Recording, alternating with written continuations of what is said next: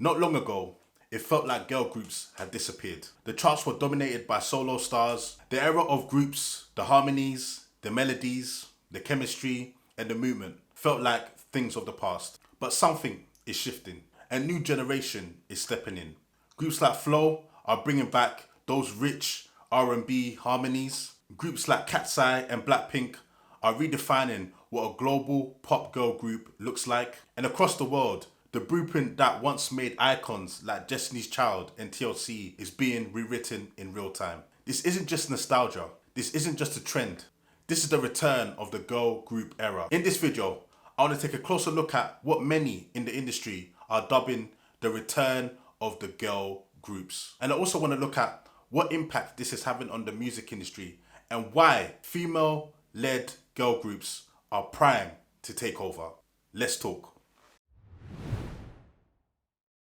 People, what is everyone saying? Welcome back to Let's Talk H. My name is Henry. Thank you so much for tuning in to another episode. I thoroughly appreciate it. Big up to everybody that's watching this video right now. But before we get into the proceedings, please do me a small favor. I promise you it's free. Listen, not many things in this life are free nowadays, but I can assure you this is free. Don't forget to like the video. Don't forget to share the video. And most importantly, if you like what you see, if you like what you hear, don't hesitate to hit that subscribe button and join your boy on this journey. I thoroughly appreciate everybody that watches my video, everybody that interacts with the video. Honestly, you could be doing anything in this world right now, but you've chosen to spend a few minutes of your day watching this piece of content, and for that I utterly appreciate it. I'm thoroughly excited to actually film this piece of content today because for those of you who know, or for those of you who don't know, I used to work in the major music industry. I don't work in the music industry anymore, but I used to work in the major music industry. You know, I spent a good portion of my professional career working at the likes of Universal Music. When it comes to music, I'm a fan of music in general. So any time I get the opportunity to speak on music, I'm definitely going to do it, you know, because it's one of my passions. I recently did a video that was titled Why the Only Black Member is Treated Differently, and I specifically go into detail and discuss, you know, the unfortunate treatment that a lot of black women suffer in pop girl groups. If you have not watched that video, or if you want to watch it again, please go ahead and click on the link above and that will take you straight to that video. Show that video some love. And yeah, I thoroughly appreciate, you know, all of the comments, you know, all of the likes and stuff like that that I got from that video. And I don't know if you've noticed, guys, right? I don't know if you've noticed, but there's been a slight resurgence of the female girl group. In my personal opinion, the music industry is in a much better place when female groups are at the forefront of it. And I'm just loving what I'm seeing right now from the likes of FLO, KATSEYE and Blackpink. You know, I'm just loving the re-emergence of girl groups at the moment. And I'm actually going to be talking about, you know, various different girl groups of the past, girl groups of the present. And I'm also going to be giving, you know, a bit of exclusive information and a bit of exclusive content in regards to my time working at Island Records. I was fortunate enough to work with FLO for just under 2 months. I helped support them on their marketing. This was back in 2021 before they actually got launched into the mainstream. They didn't have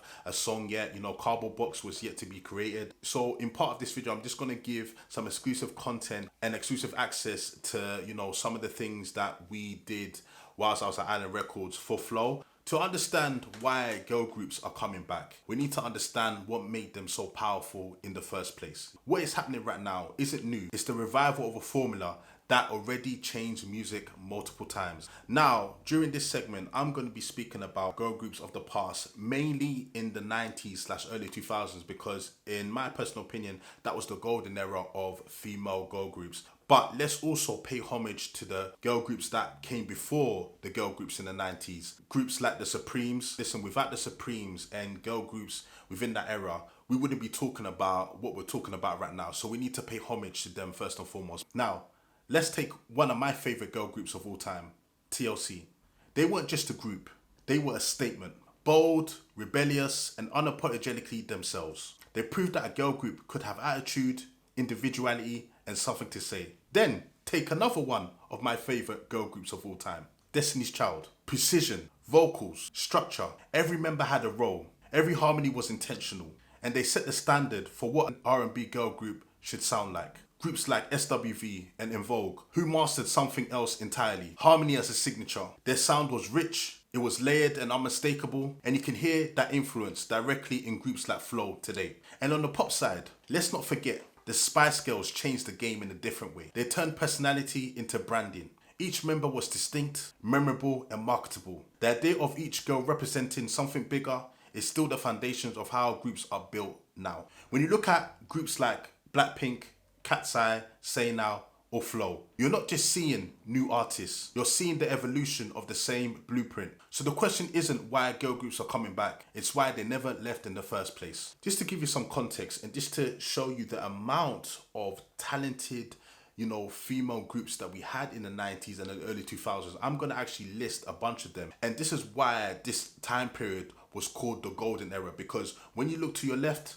you saw Destiny's Child. When you look to your right, you saw TLC. When you look up, you saw the likes of En Vogue and SWV. When you look down, you saw the likes of the Spice Girls. So just to name some of the most biggest and most influential and most successful girl groups of the 90s and early 2000s. So I'm going to split them into US and UK, because those are the two regions that had the most prominent girl groups of that era. So US girl groups, we had the likes of Destiny's Child, TLC, En Vogue, SWV, the Pussycat Dolls, Danny E. Kane, 702, Total, Escape, Brownstone, 3LW, Changing Faces, Cut Close, Dream. Most successful UK girl groups of the 90s and early 2000s. We've got the Spice Girls, obviously, Sugar Babes, All Saints, Girls Aloud, Mystique, Eternal, Harmonies, Atomic Kitten, Cleopatra.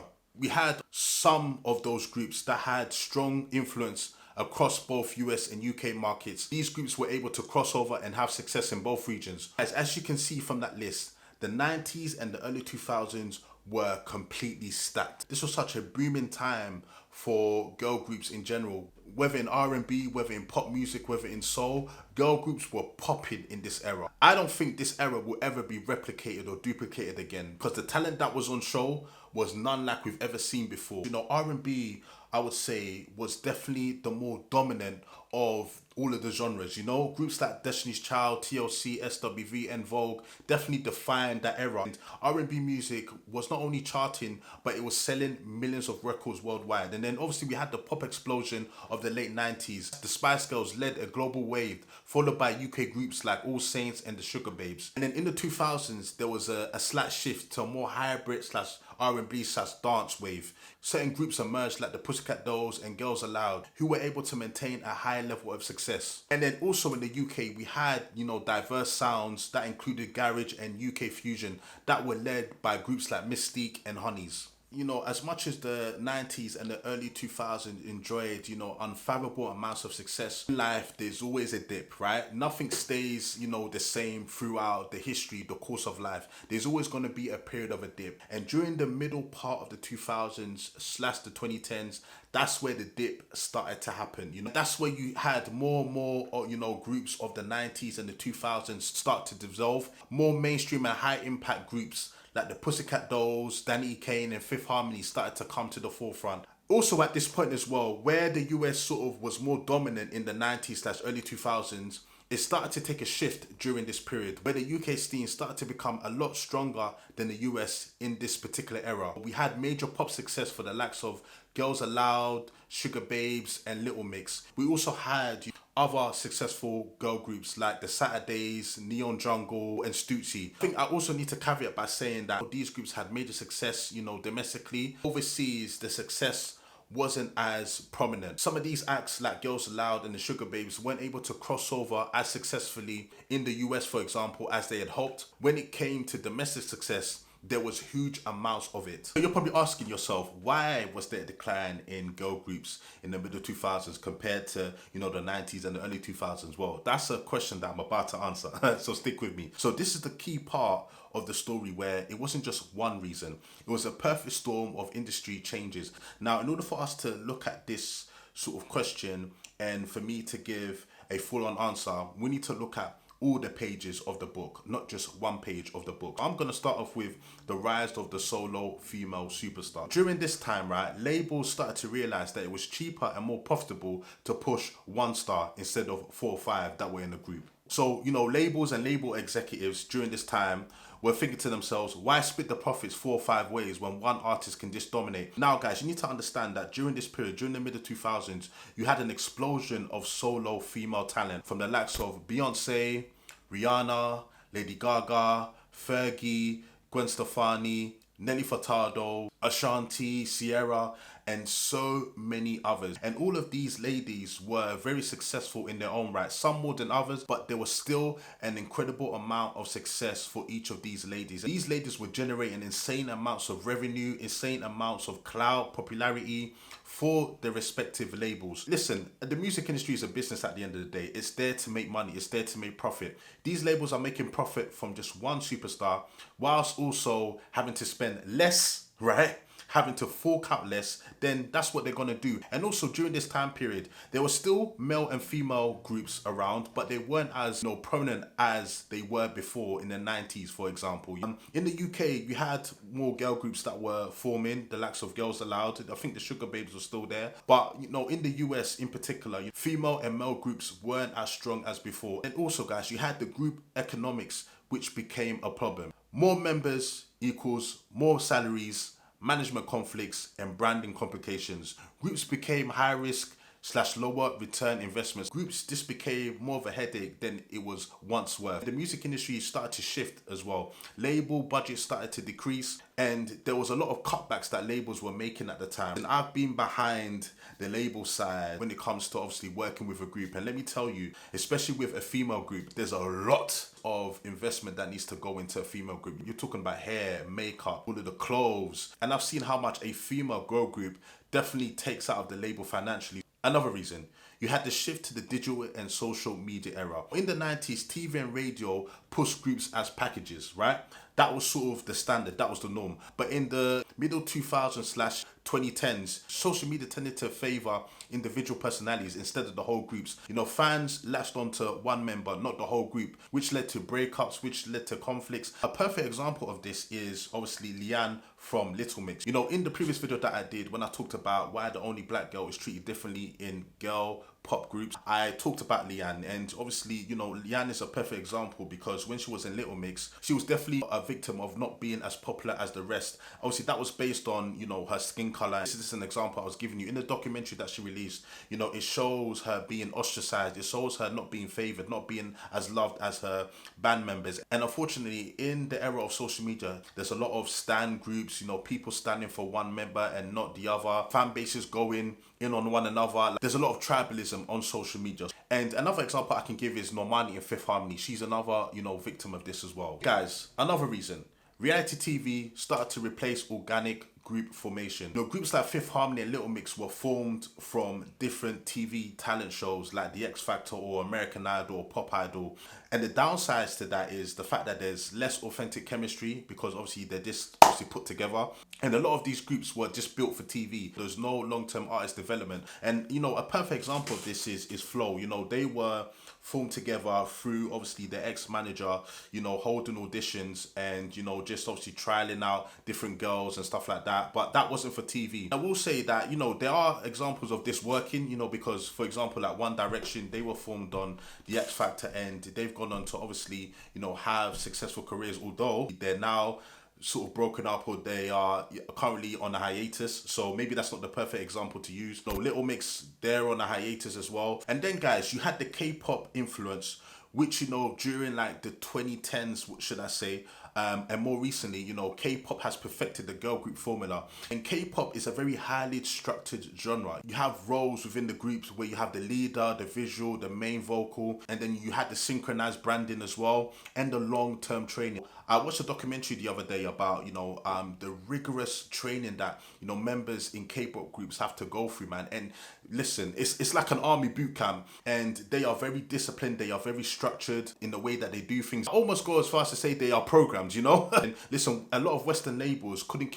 compete with that system. Blackpink are one of the most successful girl groups around. We have the likes of BTS as well, who are incredibly successful. And Western labels just really couldn't keep up with that formula, Guys, this is the pretty obvious one, right? But when it comes to groups, right, they rarely stay together. Eternal breakups become inevitable. Let's just keep it real. Almost every group followed the same cycle. Breakout success, standout member, there's tension, and then they end up splitting. I can name so many different examples of this. There's only a handful of groups that I know from the 90s to the 2000s to the 2010s that have actually stayed together. SWV is one. Sometimes it's not even anything that deep, or it's not even anything controversial. It's just the way things are. You know, groups inevitably end up splitting, or they go on hiatus, or they just fall out. So to sum it up, in the 90s, early 2000s, girl groups were at the core of pop and R&B. But during the middle 2000s, that's 2010s, girl groups became secondary to solo stars. The UK kept it alive longer than the US. K-pop became the new global leader.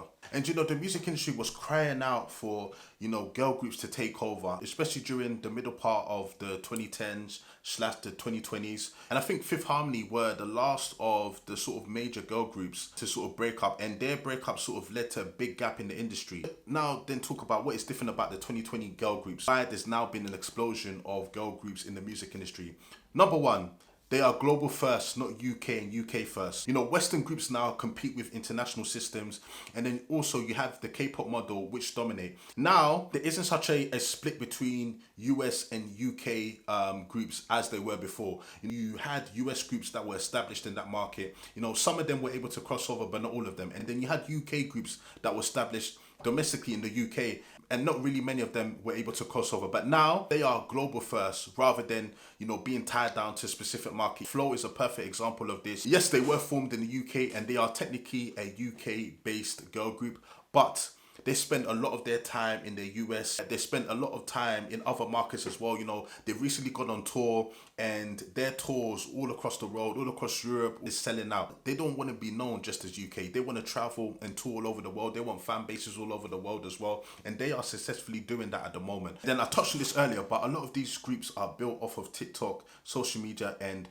going viral. Groups like Say Now started online. The success have come from, you know, snippets, trends, fan engagement, as opposed to radio and TV like how it was in the 90s and the early 2000s. A lot of these groups, a lot of the girls in the groups have grown up on social media, so they know how to sort of navigate and manipulate, you know, social media to work in their favor. And, you know, a lot of labels and, you know, management have spotted this, have spotted that social media is now the new way directly talk to your audience and for you to build up a fan base. And when I was, you know, on the marketing for FLO, those girls, right, they knew their audience. They knew how to work social media. A lot of people don't know, but FLO blew up on TikTok before they actually blew up in a musical sense. That helped them to sort of build up an audience. When they were ready to launch their first single, Cardboard Box, they already had an established audience there that were already supporting them and that were already, you know, following their every move. I always say that social media right now is a cheat code, you know, it's an absolute cheat code. And, you know, artists of the 90s didn't have this, you know, all they had was radio and TV. And then, guys, we have to also talk about the sound as well. There's a lot of nostalgia, a yearning for nostalgia right now, if you haven't noticed. You know, nostalgia is a big thing, especially when it comes to 90s R&B, right? And FLO were definitely at the forefront of this. I can remember having various meetings with FLO. They are such big 90s R&B fans. They obviously were influenced by their mothers. Their mothers were also big fans of 90s R&B. Yeah, I remember this talking to them and them saying to me, like, Henry, like, yeah, like, we want to obviously bring the 90s R&B back, you know, because we're such big fans of it. We want to bring it back, but at the same time, we want to, you know, bring our own twist to it. And, you know, they've done that, right? Other groups have been influenced by many different genres like pop, Afro beats, drill, dance. Again, Blackpink are also a perfect example of this. You know, they're influenced by different genres and it's working for them. And then you have, guys, you have smaller groups with stronger identities. Often they're about 3 or 4 members max, and, you know, they focus on, you know, individuality, aesthetics, and branding. Nowadays, each member of a group has their own identity, has their own blueprint. You can kind of separate them from the pack. They each have their own fan bases as well, stan fan bases. However, listen, even with the resurgence that girl groups are having right now, it's still not as dominant as before. It still doesn't match the success, you know, of the likes of Destiny's Child and the Spice Girls.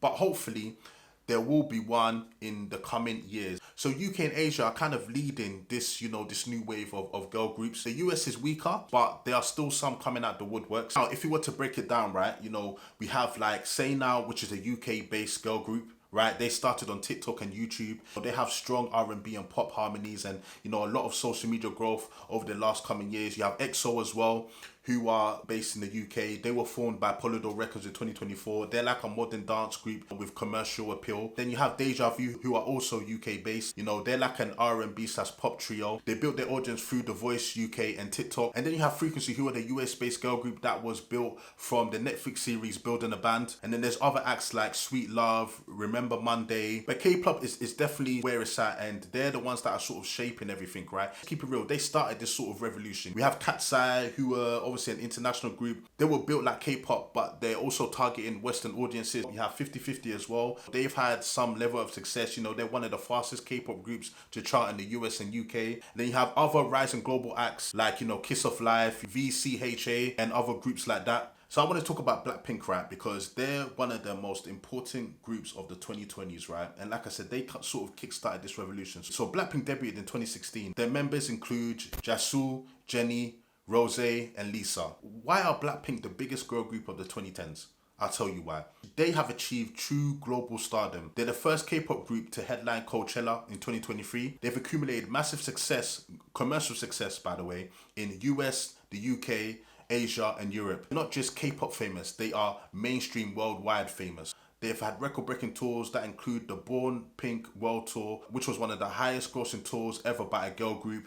They also have stadium level demand, which is rare for female groups in the West since the Spice Girls era. So they're doing things that a lot of girl groups have not done in the music industry, and they're doing it as a K-pop band. Their success is so unique, you know, because we've never seen anything like this before, right? They are selling out stadiums, not arenas, stadiums. In regards to their chart and streaming power, albums like the album and Born Pink top the global charts in many different countries. They have a huge Billboard presence, which is unusual for non-Western groups. I think, as I mentioned before, each individual has star power. Each member has released a solo album, and each member has had a certain level of success. We have Jennie, who's a fashion icon, and she has, you know, multiple solo hits. We have Lisa, who's a global pop rap icon. Rose, you know, incredible vocalist, and she's gathered a lot of solo success. And we have Jisoo, who, you know, acts and, you know, gets a lot of brand deals. So as a result of this solves a classic girl group problem. They thrive as both a group and individuals, right? Which cannot be said with a lot of groups from the 90s and early 2000s, and this groups in general. And you have branding and image, which is very important for a girl group. You know, each member or them as a group have major partnerships with big brands like Chanel, Dior, Celine. They blurred the lines between the music group and fashion empire. This is not new, you know, other girl groups of the past, you know, I've had massive brand deals before. But again, it's very unusual for a non-Western group to have things like this, right? Blackpink are breaking down a lot of barriers. Now, an important question to ask is, are they part of the decline or are they part of the revival? Both things can be true. There's not a full Western revival when it comes to girl groups, you know. They don't signal a return for US and UK girl groups, and the Western industry still struggles to produce groups at their level. However, they built a global evolution. Why did Blackpink succeed where others didn't? Blackpink solved the exact problems that killed earlier groups. Strong management system, K-pop training. And then obviously the group is very balanced. They each have their own solo identity. Heavy focus on visuals, branding and global appeal. I don't know if any of you guys have watched a Blackpink music video before, but let me tell you, the visuals are absolutely insane. So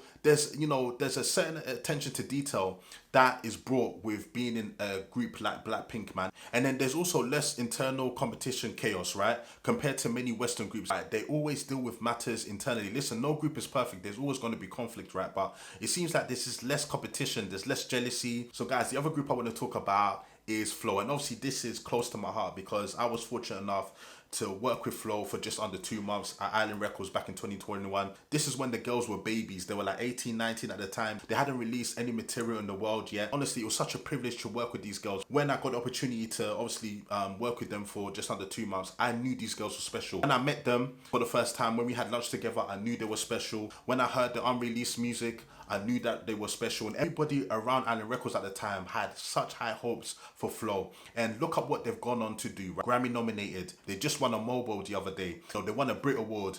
They've had a couple songs chart on the UK charts. You know, they're doing really well in America. You know, sold out tour, right? They are absolutely killing it. They're the closest form to Destiny's Child that we've had since Destiny's Child, right? And FLO, for people that don't know, were actually, you know, signed to Island Records in 2019, but Island Records kept them under development for about 2 years before. before they decided to launch them in 2021. So yeah, they were formed in 2019. They were signed in 2019, but kept under development for 2 or 3 years, and they actually debuted in 2022. You know, their song Cardboard Box, you know, was released in 2022. And you know, FLO were very much inspired by, you know, the likes of Destiny's Child, TLC, En Vogue, and they're one of the only groups that are bringing back real harmonies. I mean, we've all heard FLO sing.